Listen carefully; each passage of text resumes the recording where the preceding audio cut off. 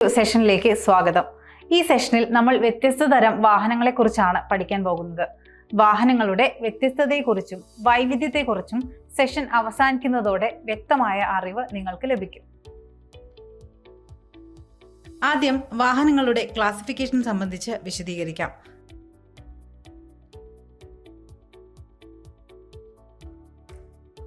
കേന്ദ്ര മോട്ടോർ വാഹന നിയമം,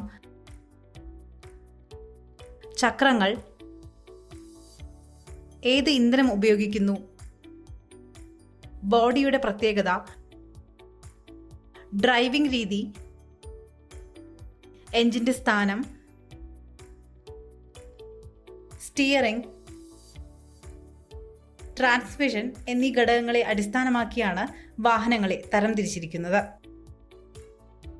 കേന്ദ്ര മോട്ടോർ വാഹന നിയമപ്രകാരം വാഹനങ്ങളെ മോട്ടോർ സൈക്കിൾ, ഇൻവാലിഡ് കാരിയേജ്,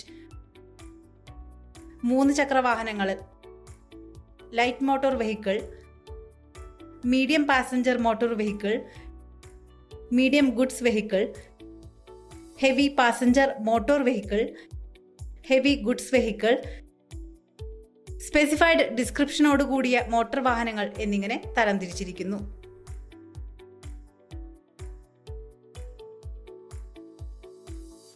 ചക്രത്തിന്റെ അടിസ്ഥാനത്തിൽ വാഹനങ്ങളെ 2 wheeler, 3 wheelers, 4 wheelers, 6 wheelers, multi axle എന്നിങ്ങനെയാണ് തരംതിരിച്ചിരിക്കുന്നത്. ഉപയോഗിക്കുന്ന ഇന്ധനത്തിന്റെ അടിസ്ഥാനത്തിൽ വാഹനങ്ങളെ പെട്രോൾ, ഡീസൽ, ഗ്യാസ്, ഇലക്ട്രിക് വാഹനങ്ങൾ എന്നിങ്ങനെ തരംതിരിക്കാം. ബോഡിയെ അടിസ്ഥാനമാക്കിയാണെങ്കിൽ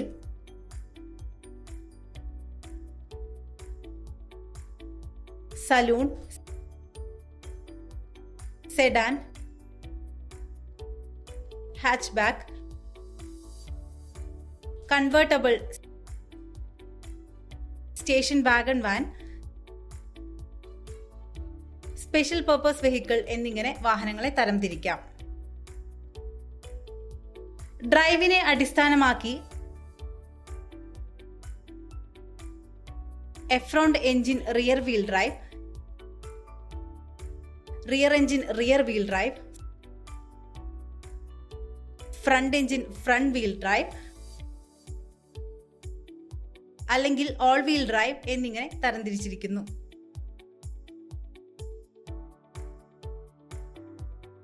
എഞ്ചിന്റെ സ്ഥാനത്തെ അടിസ്ഥാനമാക്കി front transverse, front longitudinal, rear transverse engine എന്നിങ്ങനെ തരംതിരിച്ചിരിക്കുന്നു. സ്റ്റിയറിംഗിനെ അടിസ്ഥാനമാക്കി വാഹനങ്ങളെ C conventional manual steering, power steering hydraulic, power steering electric എന്നിങ്ങനെ തരംതിരിച്ചിരിക്കുന്നു. ട്രാൻസ്മിഷൻ അടിസ്ഥാനമാക്കി manual, automatic, automated, manual, continuously variable transmission എന്നിങ്ങനെ തരംതിരിച്ചിട്ടുണ്ട്. മാനുവൽ ട്രാൻസ്മിഷൻ എന്നത് ഒരു multi speed motor vehicle transmission സിസ്റ്റമാണ്. അവിടെ ഡ്രൈവർ ഗിയർ സ്റ്റിക്കും ക്ലച്ചും പ്രവർത്തിപ്പിച്ച് ഗിയറുകൾ സ്വമേധയാ തിരഞ്ഞെടുക്കണം.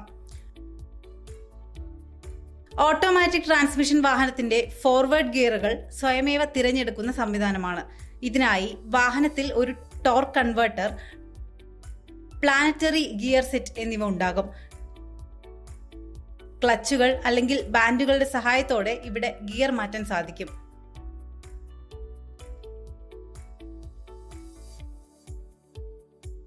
AMT ഒരു മെക്കാനിക്കൽ ക്ലച്ച് ഉപയോഗിക്കുന്നു. എന്നാൽ ക്ലച്ചിന്റെ പ്രവർത്തനം ഡ്രൈവറുടെ clutch pedal നിയന്ത്രിക്കുന്നില്ല.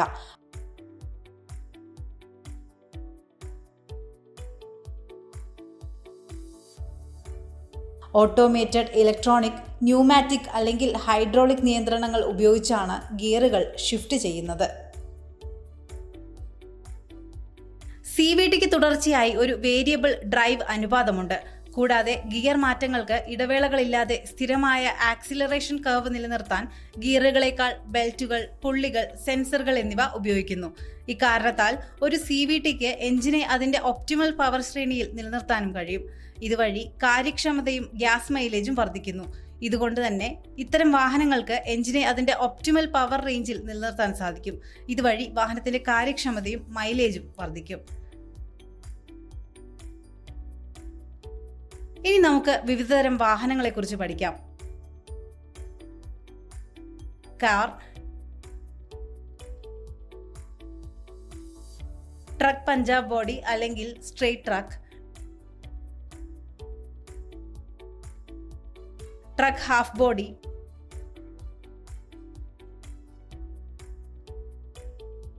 Truck flat platform type, tractor,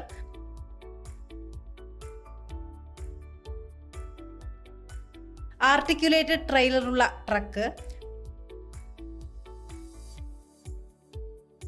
tanker, delivery van,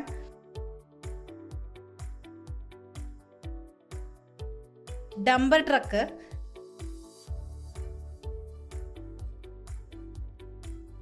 station wagon,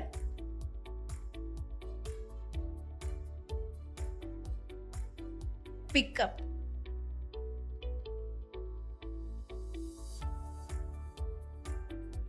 jeep എന്നിവയാണിവ.